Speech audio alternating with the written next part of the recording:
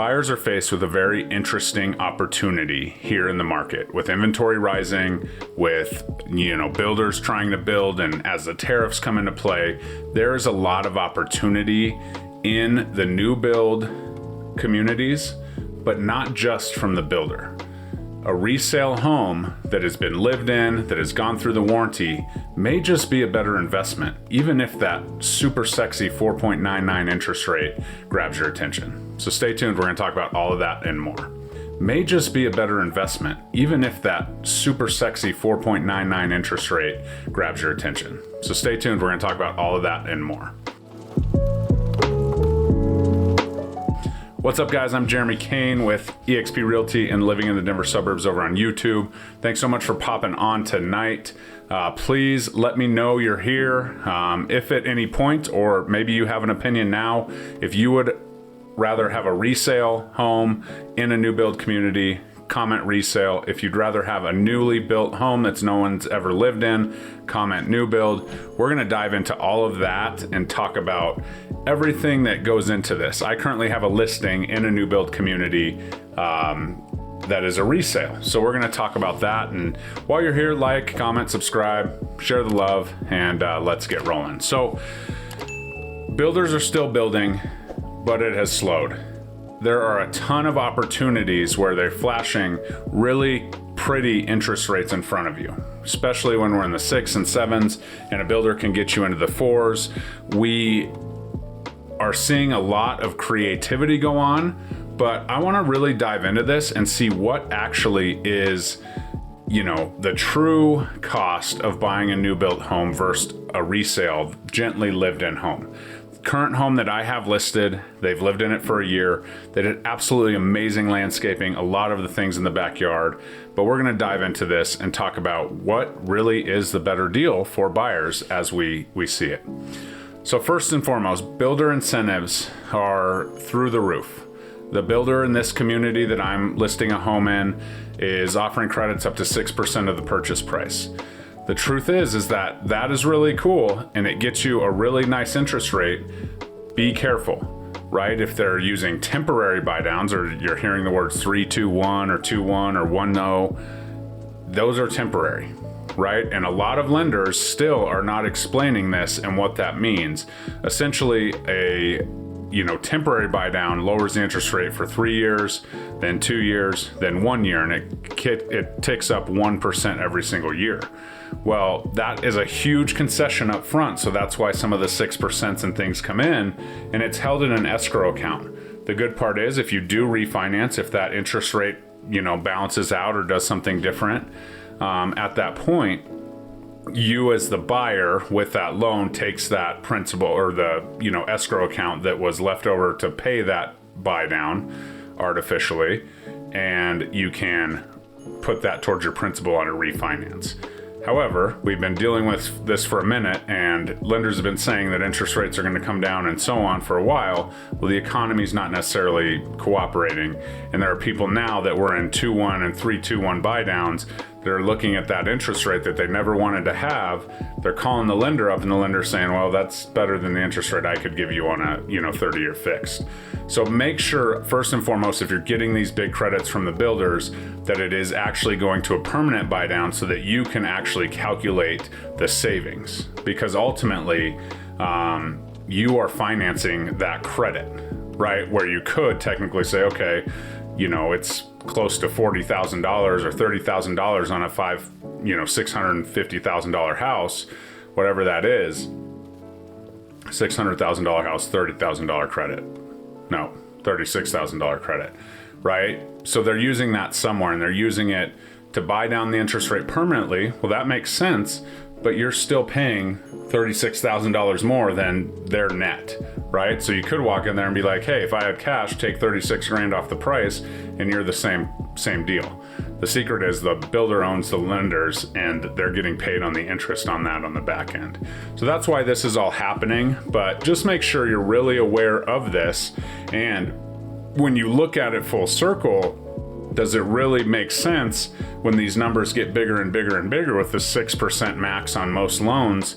Does it really make sense to take that cash, and put it into your loan.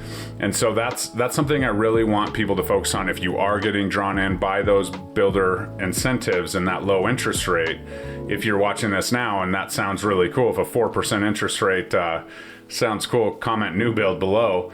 But just make sure you have an agent on your side that can actually talk you through that. And it is not necessarily in lender speak. The lender should also be doing that. But keep in mind, this lender is, an employee of, a company that owns the builder as well. So there's a lot of interesting nuances there that you need to focus on. So let's dive into the immediate costs of a new home. Right? You have landscaping, window coverings, interior upgrades. There's a lot of immediate cash out of pocket. Well, hopefully cash, because we don't want to finance, blinds and things like that if we don't have to. Out of pocket expenses on a new build. Some new builds include it, some new builds don't. But let's make sure that, we are understanding that. Because if they're saving you $36,000 on the front end for the interest rate and it's all going to the interest rate and the buy down, well, then you're not technically saving, the closing costs and the things that you might save in previous years with $15,000 credit or whatever to pay for landscaping. And some of these builders have, a 6-month time frame where you have to have landscaping and fencing and all the things, not to mention any upgrades you want, right? I have a client who buys new build homes and they immediately take the flooring out because it's cheaper for them to get hardwoods installed from the hardwood dealer than the builder. So there's some things that you can do as a buyer that are a little bit smarter and cost effective. But these immediate costs certainly are something to keep an eye on, as where if you purchase a resale home in a new build community like the one I have listed in Loveland, then you are moving into something that's, move-in ready, turnkey, you just make your minor adjustments. And I will tell you, I did a walkthrough of this listing, and literally the only thing that wasn't ready for me when I got there was a little piece of caulking on the handrail. Right? It looks like a model home. It shows like a model home. They've been through the warranty. And so the immediate advantage of that is the move-in ready conditions, all of that, but there's also no waiting, right? And there might be fewer out-of-pocket cash requirements when you move in. So how resale sellers can compete? Well, what I did is I went to the builder and I did kind of some math, and they have a home that's comparable listed at $650. And so we said, well, okay, well, listed around $620 because we know that they're getting $30K right off the top of that. And so that's kind of where we landed. Now, could we probably get an appraisal for a little bit higher? Certainly, but that gives us room if somebody does come in and say, hey, I talked to the builder, I have this really great interest rate that I can't get here. Well, maybe we can raise the price and get that buy down, right? There's a lot more negotiating power with a real estate agent selling a resale home in a new build community than the builder. The builder kind of says, this is your credit. It's streamlined that way because they're making money on the loan, they're making money on the sale of the house and all of those things. So as we kind of move on, the next thing is the warranty, right? And, most foundations in Colorado are warranted for 7 to 10 years by the builder, depending on the builder. However, the traditional 1-year warranty, some people can buy it second year, but that's a major life interruption as you kind of move forward through this process. So with the warranty, passed, you're not only through that, however, you don't have the interruptions, especially with the work from home culture that we have, the interruptions of people coming in and we got contractors in and we got this and that, all the things. Well, that is something that is super annoying. And if you've ever dealt with a warranty of any sort, not just builders, not just ragging on the builder warranties, their whole goal is to not pay and, put the fault on something else. So buying a resale home, you're kind of through that. Now, if you are buying a resale home, it is okay. As a buyer, I would ask, hey, you've only lived in this a year, maybe a little bit longer. How was the warranty process, right? Was this somebody that just kind of sat around and, the last day looked around and were like, oh, warranty, let's come in, and they went through and kind of did it quickly? Or was it somebody that was on the tail of the, warranty department constantly, right? They'll really filter you into, okay, 30 days, 3 months, and a year, we'll be back. That's okay unless you have a major, need and you get it taken care of. For instance, the house that was purchased by my clients, they had driveway issues across the board. They didn't put any rebar in the driveways. They were all failing. It was all a warranty covered thing. And my clients were like, okay, yeah, they were on it. They acted quickly. They got that new driveway poured, but they also they paid extra to add rebar in there to actually support, the trucks and the things that were going on. So if you are purchasing a home from a seller that took advantage of the warranty situation and was on top of it, that's a better situation than moving into a new build, not having this, not knowing, right? And coming into it that way. So that's a really nuanced piece of it is, okay, how was the warranty process? Did you, have a lot of claims, all of those things? Ask those questions. And see how it was taken care of, because if it was taken care of right and the warranty was, utilized and so on, and that's behind you, well, that's great. Hopefully all those things are fixed and we're moving forward. Definitely get an inspection, obviously on a resale, but always on a new build, and you'll be off to the races. So let's talk about this as we go. The nuances in northern Colorado and the Denver metro outskirts, where all these new builds are, builder incentives are driven by inventory surplus, right? So that inventory surplus means opportunity for buyers. So it's not just them being generous and passing that off, it's wanting to turn and burn these homes, right? They want to get them off their inventory as quickly as possible. If you're shopping for a new build, I promise you right now, if there's spec homes out there, we can go find one and get you under contract and into it by the end of March, and you're going to get the best deal you possibly can, because builders are incentivized to sell homes by the quarter and they have to hit all these metrics. So there's a lot more opportunity. They're wanting to turn their inventory. They want to get their contractors into the next one and so on. So there is opportunity there, but don't be fooled into thinking it's just the builder's generosity. When there was, no homes on the market and the builders were basically doing everything they wanted to do, the interest rates were low, the incentives were gone. They quit paying buyer's agents, they quit doing a lot of things, and now that that's flipped over, they're back.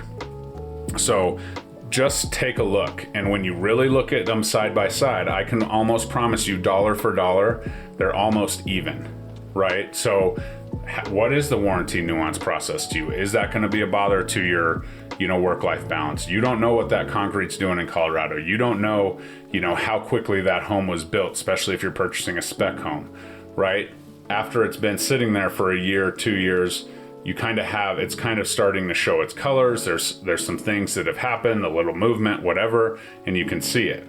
If it still looks like it did day one, you're in a pretty good spot. So definitely, kind of consider this, right? And I'm not just saying this because I have a beautiful listing in a new build community.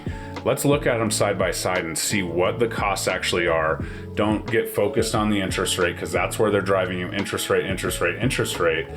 But all these other things that go along with living in a home that's never been lived in, that's only been sitting on that foundation for, 3 months at times.